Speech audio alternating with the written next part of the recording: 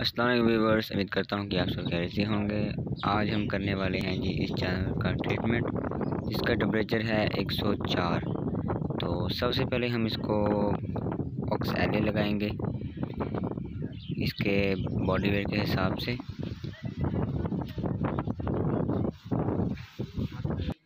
تو اس میں دوسرا انجیکشن ہم لگائیں گے جی ویٹافینک۔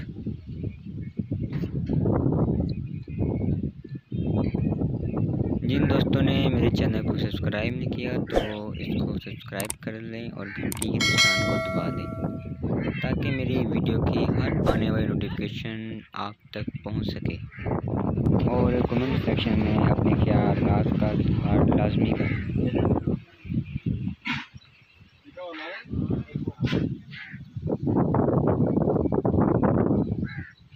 اگر کسی دوست کو کسی بھی قسم کی پرابلم پیش آ رہی ہے تو وہ مجھ سے رابطہ کریں، انشاءاللہ اس کو حل کرنے کی پوری کوشش کریں گے۔